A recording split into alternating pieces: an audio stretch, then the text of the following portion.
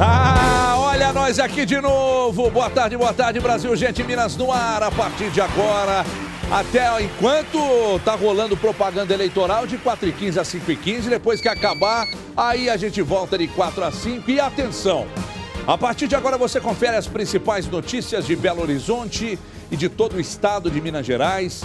E no programa de hoje, nós vamos atualizar o caso do mineiro suspeito de espancar a namorada nos Estados Unidos. Você vai ver também as imagens impressionantes de um assalto a uma joalheria hoje em Coronel Fabriciano, no Vale do Aço. Amigo, você acha que é a cidade menor ali do Vale do Aço, colada em Patinga, tranquilo, segurança, tá? Vocês vão ver só as imagens, são impressionantes. Os casos de agressão estão mais frequentes nas UPAs de Belo Horizonte e geram medo e insegurança entre os profissionais da área da saúde.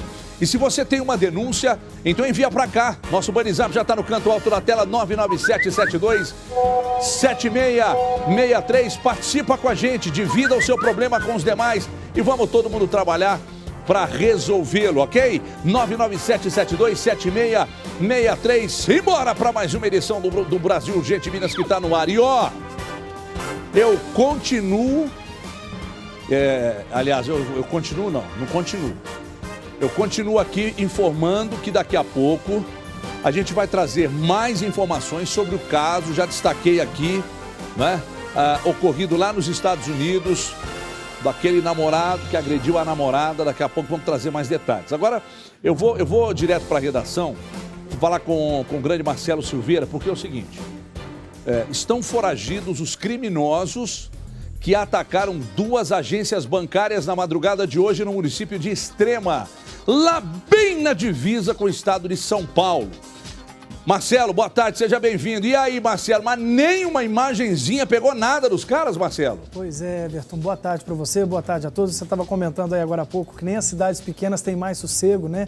Parece que os bandidos estão preferindo as cidades pequenas, talvez por conta desse efetivo menor. E lá em Extrema, por volta das 2 da madrugada, foi assim, bandidos atacaram duas agências no centro da cidade. 3 homens, na verdade, explodiram simultaneamente essas duas agências bancárias no centro da cidade. Em seguida, ao perceberem a presença dos policiais, esses infratores chegaram a atirar e trocar tiros com a polícia. Enquanto isso, outros suspeitos chegavam a monitorar a sede do batalhão da PM, contudo sem nenhum ataque direto à corporação, viu, Everton? Após essa troca de tiros, os criminosos fugiram em alta velocidade em 2 carros. Toda essa ação durou cerca de 45 minutos. Se tem alguma imagem pelo banco, o banco deve provavelmente passar para a Polícia Civil, mas as imagens que a gente tem são essas aí, gravadas pelos moradores ali de Extrema. Dá para ouvir os tiros e também as explosões, Everton. Deixa eu pedir o Fabrício para aumentar o áudio para a gente ouvir, pode ser? Vamos lá. Olha só, na outra imagem que tem feita de celular, olha só. Tiros e explosões durante a madrugada acordaram os vizinhos e eles acabaram registrando tudo isso. A polícia chegou a tempo, mas não conseguiu pegar pelo menos esses 3 indivíduos que foram vistos assaltando esses bancos lá em Extrema, viu, Everton? Olha, e ali fica fácil, Marcelo, porque se eles roubam na cidade de Extrema e entram pela 381, rapidamente, em 1 hora estão no estado de São Paulo, em 1 hora estão na capital, tem a condição de entrar ali para Bragança Paulista, tem a condição também de entrar para Campinas, antes de chegar em São Paulo. Em 1 hora, eles pegam a rodovia que vai para Campinas, eles entram ali para Bragança Paulista, eu já falei, se sai para o lado contrário, Pouso Alegre, Santa Rita do Sapucaí, Três Corações, e são várias estradas que levam a outras cidades ali no interior. Por exemplo, se eles entram ali pela 381, cai para Campanha, Marcelo, eles vão sair ali em Cruzeiro, no interior de São Paulo, entra na Dutra, e aí é Rio de Janeiro, cara, rapidinho. Exatamente. Entendeu? Então, as cidades próximas a São Paulo, ao Rio, que ficam na 381, ou próximos, ou na Dutra também, que liga São Paulo ao Rio de Janeiro, viram de fato cidades menores, né, como se destacou aí, com um efetivo bem menor, e aí oferece menos resistência para eles, e nesse caso até houve troca de tiros e tal. Eles conseguem escapar muito facilmente E ali eles vão trocando de carros, né, Marcelo? Normalmente eles trocam de carro, né? Foge até um certo trecho num carro, para num posto, deixa o carro lá, já rouba outro, já foge outro. E isso dificulta naturalmente o trabalho da polícia, né? Dificulta o trabalho da polícia. E como você disse, às vezes fugindo para outros estados, então até que uma polícia de um estado comunica a polícia de outro estado, isso vai dificultando um pouco, né? Exatamente. Agora, tem mais bronca, né? Porque estão foragidos os criminosos que assaltaram uma joalheria na manhã de hoje no centro da cidade de Coronel Fabriciano, no Vale do Aço. É verdade. Eu vou voltar a bater um papo com o Marcelão aqui. Marcelo, você está do meu lado aqui para me explicar. Só que nesse caso aí nós temos imagens e são imagens impressionantes, hein, Marcelão? Você disse isso na chamada e elas realmente são impressionantes. São imagens do circuito da joalheria e mostram o momento dessa ação. Olha só, os bandidos entrando nessa joalheria, fizeram ali um atendente meio que refém ali na porta da joalheria e foram entrando e fazendo um limpa. Cerca de 5 homens estavam armados e invadiram essa loja.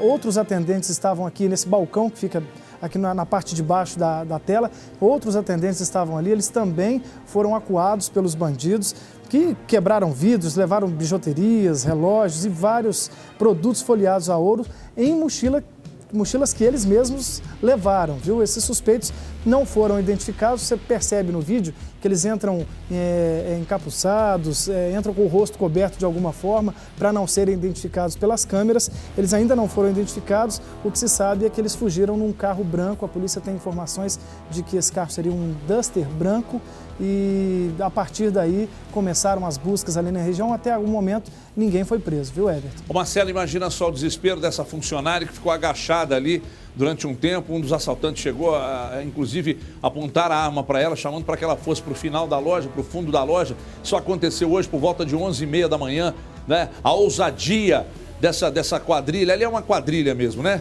A ousadia. E eles...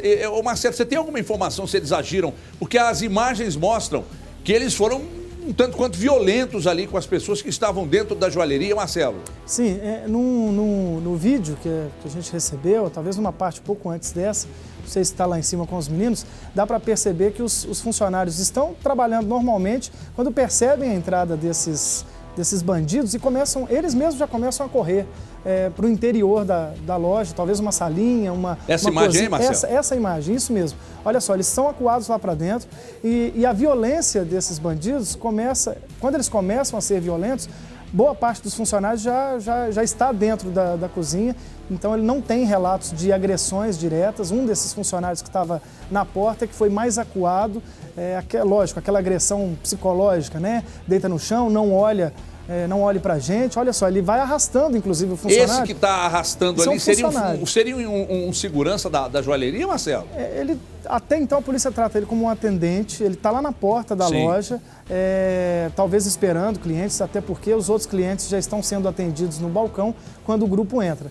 Ele é acuado, olha só, ele é acuado, jogado ao chão, e a partir dali um dos bandidos fica próximo a ele, e depois na outra cena é que a gente já consegue ver que ele está mais livre, se arrastando pelo chão, levado para dentro da loja. Ou seja, a princípio o objetivo desses bandidos era só levar os produtos e não agredir os produtos que estavam na exposição, ou em exposição ali, né, Marcelo? Exatamente, eles chegam a quebrar os vidros. E isso, a gente nota que um dos assaltantes, ele fica quebrando os vidros e os outros recolhendo, né? Exatamente. Ele vai quebrando o vidro e os demais vão recolhendo tudo que estava na vitrine. É aquilo que você disse, é um grupo extremamente organizado, né? Do lado de fora, inclusive, tem um outro bandido que aguarda a movimentação num carro, esperando que toda essa situação seja feita para que eles possam fugir o mais rápido possível.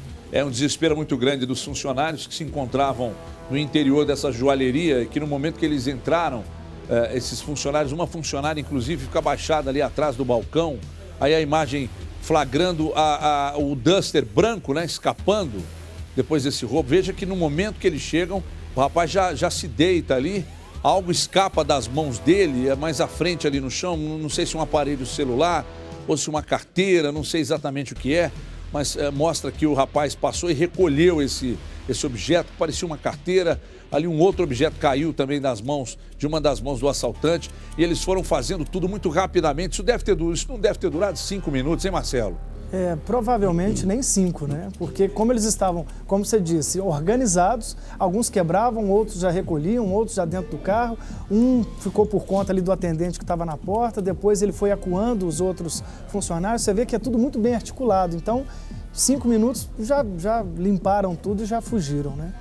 Bom, lembrando a você que está ligado no Brasil, gente, que isso tudo aconteceu, preste atenção, isso tudo aconteceu às 11h30 da manhã de hoje, em Coronel Fabriciano, que é uma cidade de o quê? O Fabriciano deve ter uns 35, 40 mil habitantes, André? Me ajuda nessa em cima, por gentileza. O Fabriciano é uma cidade pequena, numa região próxima ali a Ipatinga, não é? Fica ali, Fabriciano, Ipatinga, é o Vale do Aço e tal. Timóteo também é próximo ali, André? Também, não é? Timóteo também fica tudo próximo ali. E uma cidade tranquila, já estive lá inclusive, uma cidade tranquila, mas aí essa tranquilidade foi quebrada pela ousadia desses bandidos aí, que chegaram e fizeram realmente um roubo muito rápido, agiram até com uma certa truculência ali, né? Bom, então ali eu acho que a região, né? Eu falei 30, mas é bem maior, né? Bem maior então, na casa de 100 mil habitantes, né? São cidades muito próximas ali, Ipatinga 350, Timóteo 80 e poucos mil, quase 90 mil habitantes, então Fabriciano é maior, né? Depois de Ipatinga é a maior cidade ali do Vale do Aço, de médio porte, né? A cidade é mais tranquila, uma boa cidade.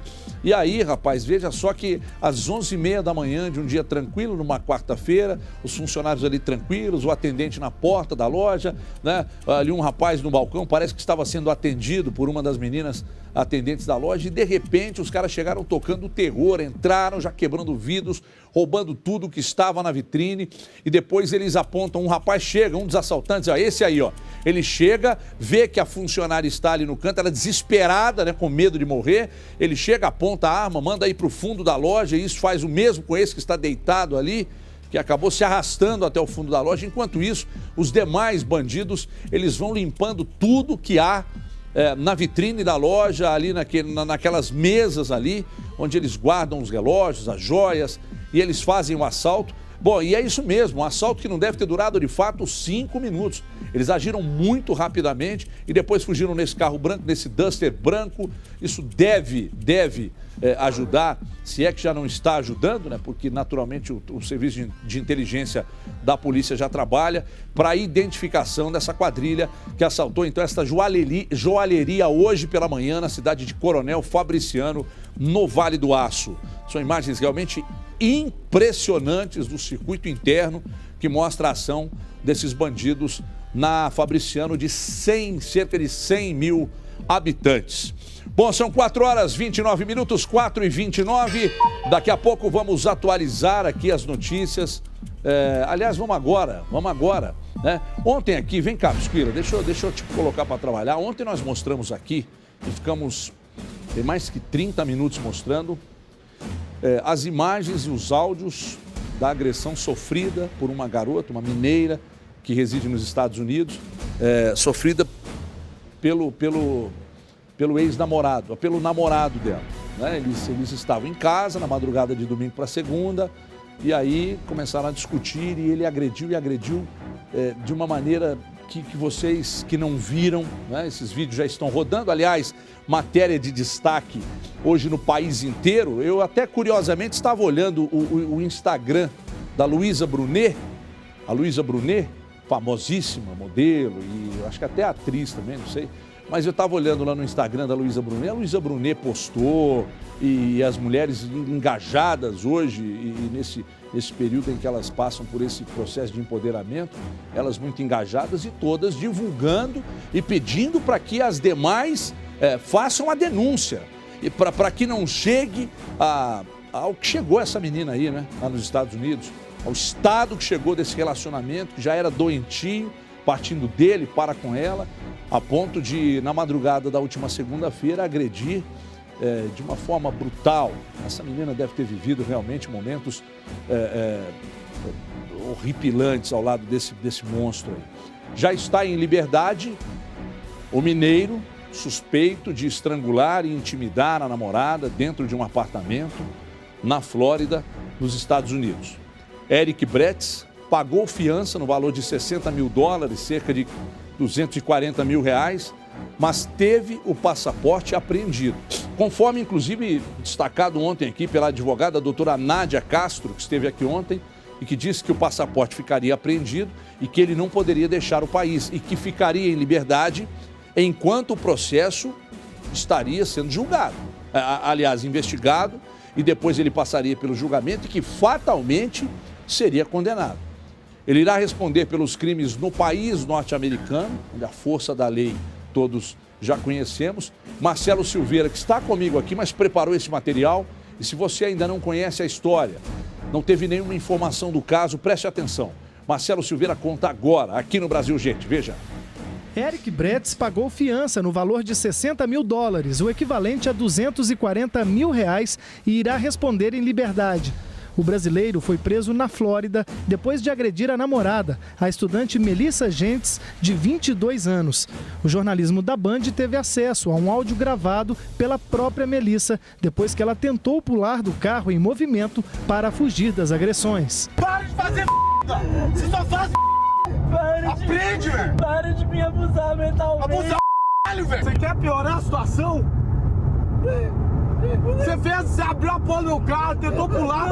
Em um vídeo, Melissa conta sobre esta e outras agressões sofridas pelo namorado. Ele tomou o meu celular, eu não tinha mais acesso e ele começou a mexer nas minhas coisas. Ele estava tentando me convencer de que eu tinha que mudar o meu número para que só ele pudesse conversar comigo. Eu falei, Eric, eu quero ir embora, me dá o meu celular.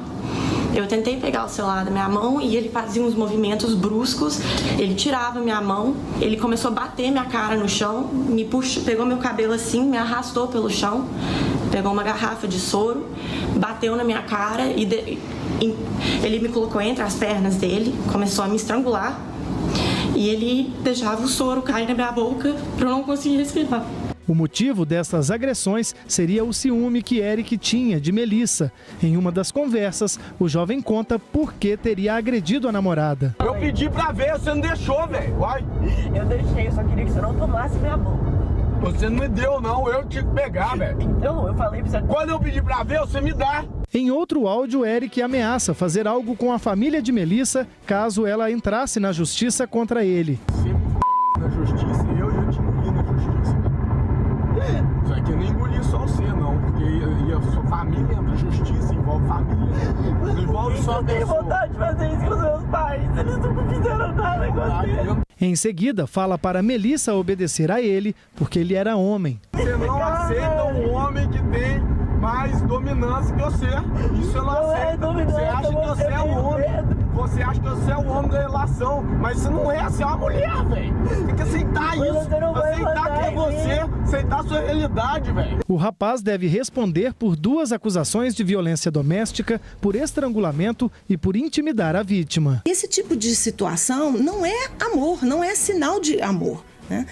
Ciúme, como muitas vezes é interpretada, é porque ele me ama. Não, não é porque ele te ama, é porque ele se sente proprietário de você.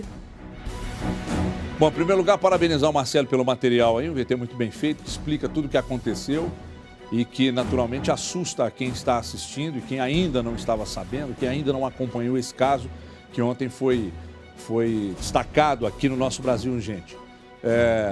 As imagens assustam, o vídeo dela contando com riqueza de detalhes tudo o que aconteceu assusta.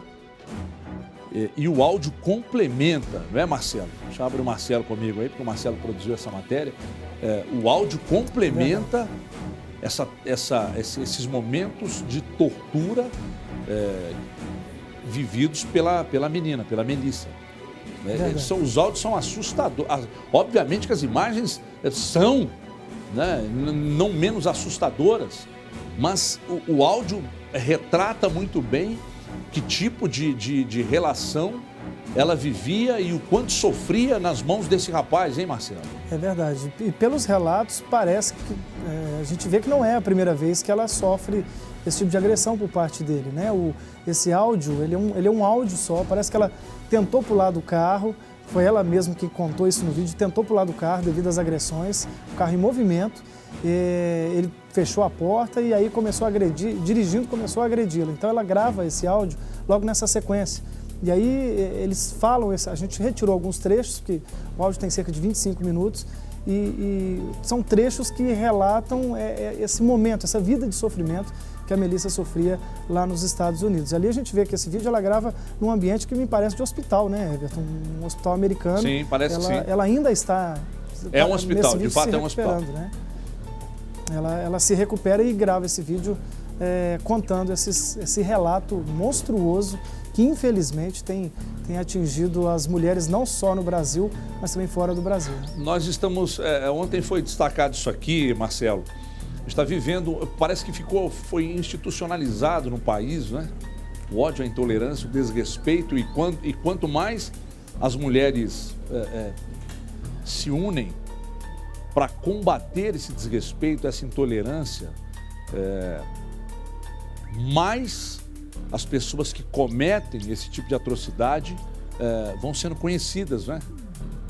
Porque hoje é muito mais fácil do que há um tempo atrás, é muito mais fácil gravar as conversas, né?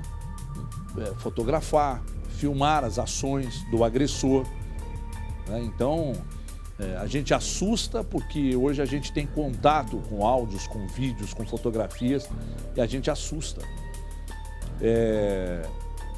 Mas isso já acontece faz muito tempo, muito tempo. E muitas mulheres sofrem há muitos e muitos anos nas mãos de seus companheiros, entre aspas, mas muitas têm medo da denúncia. Medo da violência aumentar, medo de perder o relacionamento e a distância dos filhos de repente aumentar em virtude da denúncia, medo de perder o sossego de vez. O medo está presente na vida da maioria delas e por isso não há denúncia, embora as campanhas elas pedem a todo momento, na televisão, no rádio, nas revistas, nos jornais, nas redes sociais, para que a mulher denuncie. Nesse caso aí, esse assunto, como já disse anteriormente, já tomou conta do noticiário em todo o país, em todo o mundo, né? Porque em outros países também o assunto vem sendo muito discutido, vem sendo discutido, demonstrado. Então isso já virou realmente uma notícia que está em destaque hoje no país todo. E a gente pede mais uma vez, para que se você está passando ou conhece alguém que está passando pelo que essa menina, Melissa, passou, esses momentos de terror lá nos Estados Unidos, e segundo relatos dela, já vinha vivendo esse problema há algum tempo, denuncie. A Fernanda Fiorenzano me disse aqui, Fernanda, o telefone é 180 ou 181? 181. Então denuncie. O telefone é o 181. Tá? Não perca tempo. Porque o final dessa história da Melissa, então 181 e 180 também vale, ok. Então é o seguinte, se a Melissa não denunciasse, talvez o fim dessa história poderia ter sido pior, pudesse ter sido pior, né? Então ainda houve tempo, principalmente para que... Aí você está do outro lado aí, mas ele está solto, ele pagou lá 240 mil e tal. Mas ontem a doutora Nádia esteve aqui e disse que fatalmente eles pagariam, porque tem condição de pagar, eles pagariam, ele ficaria em liberdade, mas diante de algumas condições impostas pela justiça norte-americana, o processo correria normalmente, porém com celeridade, porque lá as coisas não são tão morosas como aqui, e que dificilmente ele escaparia de uma condenação, né? Então, eu acredito que mesmo tendo bons advogados, mas com a força da justiça norte-americana, dentro em breve ele pode realmente cumprir pena por tudo que fez essa menina. Bom, vamos para um rápido intervalo, mas é tudo muito rápido, não mude de canal. Daqui a pouco nós vamos mostrar insegurança ou a insegurança vivida pelos funcionários das unidades de saúde aqui na capital, com o aumento dos casos de agressão. Confira um trecho.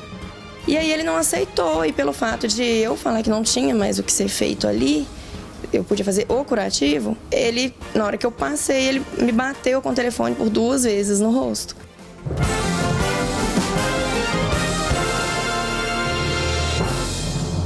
Muito bem, estamos de volta com o Brasil, gente, 4h47, hora oficial do Brasil, hoje é quarta-feira, e a gente, Logo mais tem bola rolando. Amanhã, donos da bola, a partir de 12h40, contando tudo da bola que rola hoje no Mineirão, hein? Amanhã, 12h40, aqui na tela da Band.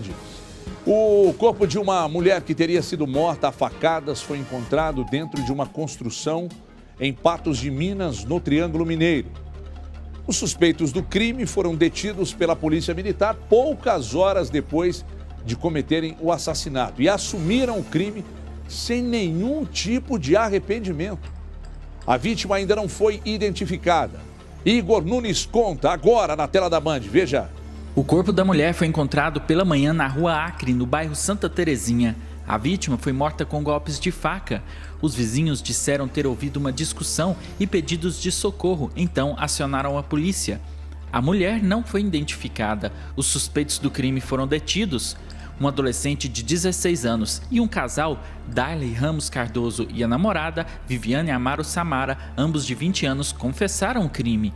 Darley fala que a motivação seria o furto de uma bicicleta. Desgraçado aí, roubou foi minha bicicleta aí, roubou uma parte de dinheiro meu, já tem uma cara que tá me ameaçando aí, ó, junto com esses noiado aí, ó. Isso foi o serviço, tem que eliminar noiado é tudo bando de sem vergonha, isso. E ele já vem me ameaçando pensando que eu sou menina, eu não tenho nada contra, sou envolvido, sou bosta nenhum, sou só apenas eu, entendeu? Nas fotos, Darley não esconde o sorriso de ter cometido o crime. Ele ainda chama o adolescente de psicopata, como se fosse um elogio. Deu uma idade, chamei o psicopata ali, porque a menina é psicopata, assim. Nós era cortar o pescoço dela. O trio foi levado para a Delegacia de Polícia Civil de Patos de Minas. Mesmo que nós ficou sabendo, nós pesquisou foi tudo, sabe? Pesquisando foi noiado, dando pedra pra noiado, dando foi tudo, só pra descobrir, entendeu? E deu tudo certo. Aí pegou ela, foi sem noiva, dormiu, foi na casa. Nós é assim, isso.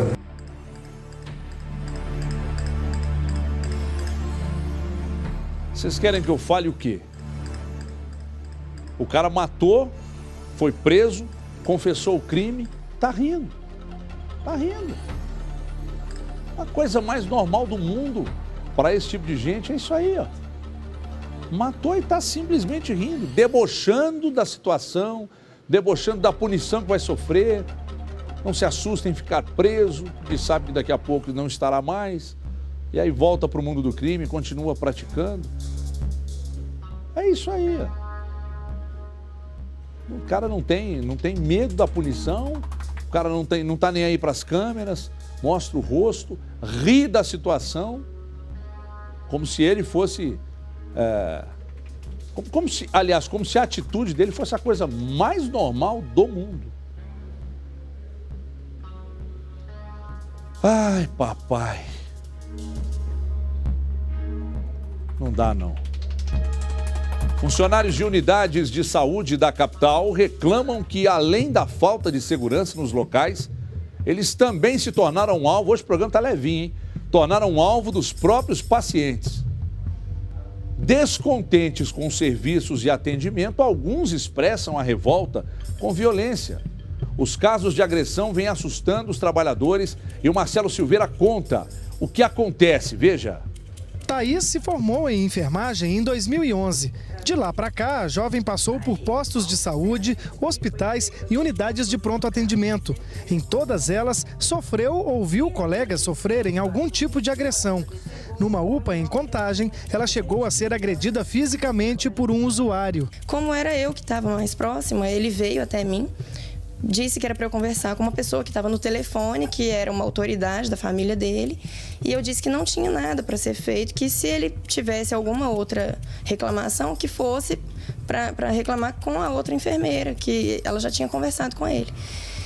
E aí ele não aceitou, e pelo fato de eu falar que não tinha mais o que ser feito ali, eu podia fazer o curativo, ele, na hora que eu passei, ele me bateu com o telefone por 2 vezes no rosto. Os casos de agressão vêm assustando os trabalhadores da área de saúde que atuam nestas unidades.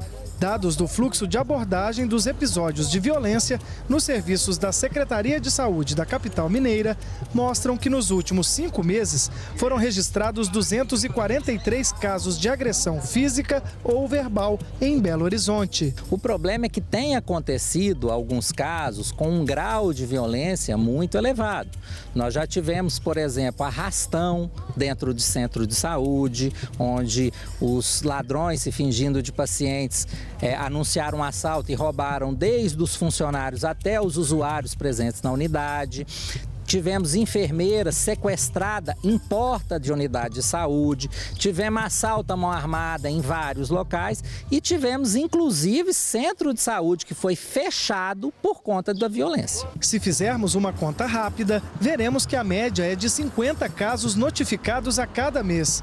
Diante dessa situação, os profissionais pedem mais segurança. O que nós temos pedido para a Prefeitura é a presença dos porteiros durante todo o horário de funcionamento de todas as unidades de saúde, a presença mais efetiva da guarda, que a guarda esteja mais presente nas unidades. A Polícia Militar informou por meio de nota que trabalha num policiamento ostensivo, contribuindo para a maior sensação de segurança em torno das UPAs.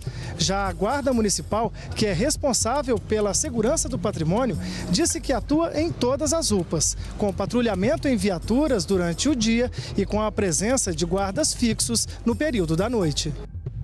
Mas a gente sabe que há uma limitação aí nos agentes e que não há como oferecer segurança durante todo o período que a UPA está em funcionamento. Agora, independentemente desse número de agentes, que é um número reduzido e tal, a gente imagina só a situação dos médicos e enfermeiros que trabalham no local, né? Sem falar o problema das agressões sofridas e relatadas por uma enfermeira, que vocês viram ali, que é lutadora de jiu-jitsu, só a título de informação. Os caras começaram a assaltar as UPAs, cara. Assalto às UPAs. Aí daqui a pouco a UPA é fechada, como relatado também na mesma matéria, e a população é prejudicada, daquela região é prejudicada, porque os bandidinhos da região estão assaltando. Ladrão pé de China, vai lá para roubar celular, vai roubar paciente que está na UPA, cara. Vai fazer volume de quê? Roubar um celularzinho, quer dizer, é um negócio maluco, né? Maluco. Como sociedade, nós estamos regredindo mesmo, viu? Agora preste atenção nesses números. Quase 90% das escolas públicas de Minas Gerais não estão em dia com os autos de vistoria do Corpo de Bombeiros. Elas estão funcionando sem as medidas corretas de prevenção a incêndios, claro, e 75% delas sequer possuem equipamentos de combate às chamas. Luciano Dias conta, veja agora na tela da Band. Esta escola, localizada no bairro Granja de Freitas, na região leste de Belo Horizonte, é considerada um exemplo quando o assunto é medidas de prevenção e combate a incêndios. Tem extintores espalhados em todos os corredores, na biblioteca, no refeitório, sinalizações em várias partes do prédio, avisos educativos. As rampas facilitam a acessibilidade. Os botijões de gás ficam na parte externa. Todo início de ano a gente faz um treinamento, que é a evacuação do prédio. Então a gente pega todas as turmas, 15 turmas, mais os funcionários são treinados para sair desse prédio em menor tempo possível. Mas esta instituição de ensino mostrada é uma exceção em Minas Gerais. Isso porque de 565 escolas inspecionadas pelo Tribunal de Contas do Estado, 494 não têm o auto de vistoria do Corpo de Bombeiros. Ou seja, mais de 87% dessas unidades estão funcionando sem medidas de prevenção a incêndio.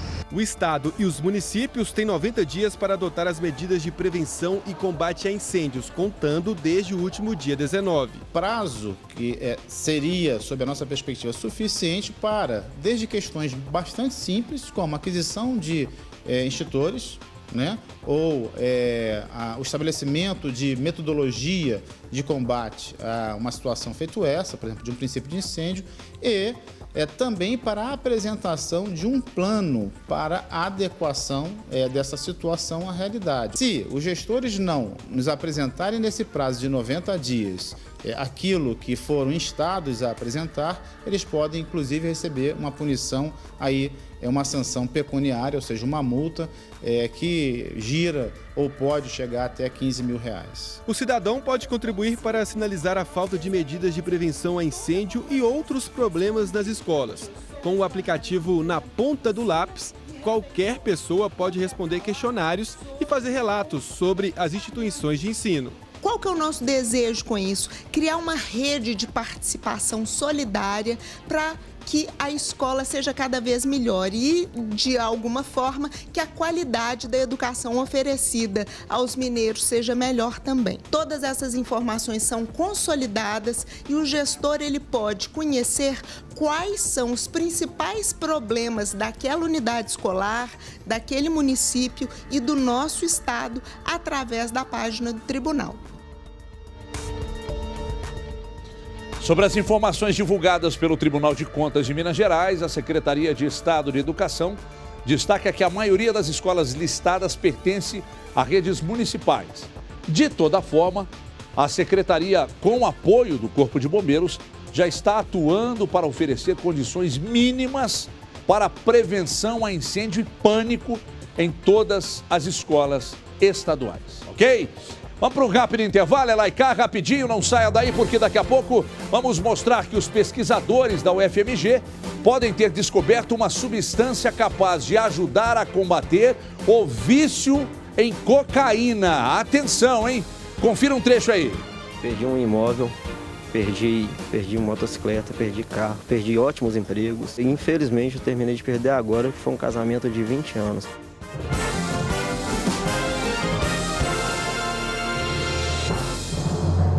Muito bem, estamos de volta. Brasil, gente, Minas no ar, na sua reta final. Reloginho na tela, 5 horas, 5 minutos, 5 e 5 daqui a pouco. Quem é que está em São Paulo hoje, André? O Datenão ou Dateninha? Ah, hoje é o Dateninha. Joel Datena daqui a pouco, direto de São Paulo, com as principais notícias da capital financeira do país e também de todo o Brasil.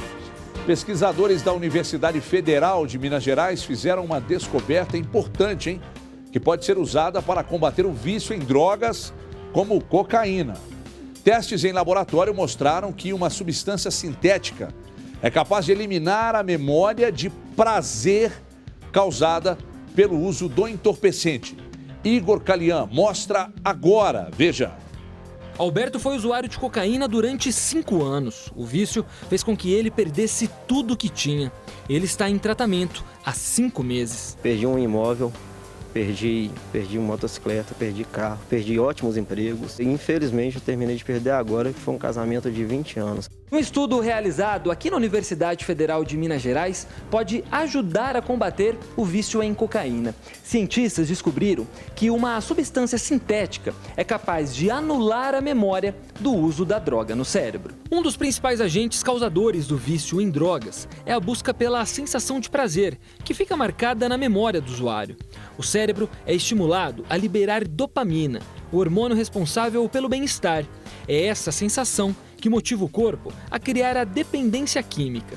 A substância testada pelos cientistas atua diretamente na parte do neurônio que age instantes antes de o cérebro liberar a dopamina, que gera satisfação.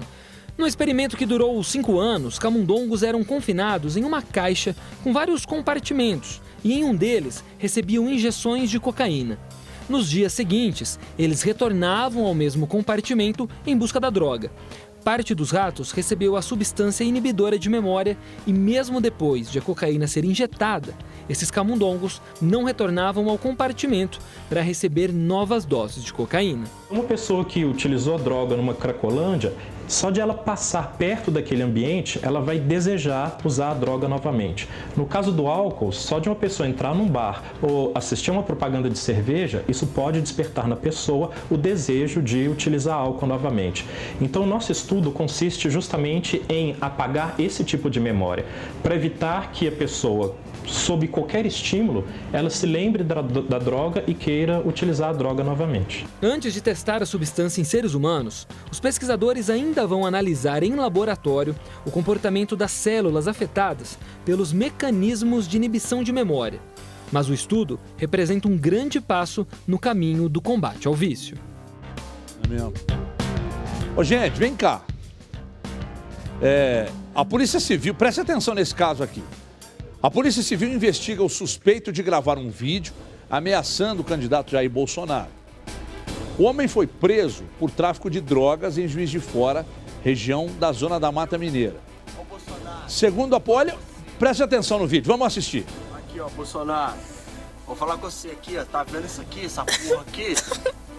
Ô, meu irmão, lá no calçadão os caras te deu facada. Aqui, se você brotar aqui, tá vendo essa porra aqui na minha mão, caralho? Ô, viado Bolsonaro. Aí, meu irmão, eu vou te dar só no seu pote, falou? Você não tenta aqui com nós aqui, não, que aqui o bagulho é doido. Se acabar de uma tem da outra. Volta pra cá. Isso mesmo. Segundo a polícia militar, o homem que aparece armado no vídeo, ameaçando o candidato à presidência, foi identificado e encontrado no último domingo, no bairro São Benedito, e assumiu que gravou o vídeo com armas de uma boca de fumo e tal. Com o apoio do Canil, a polícia apreendeu na casa dele 45 papelotes de cocaína, 30 pedras de crack, 8 tabletes e 86 buchas de maconha e 3 balanças de precisão.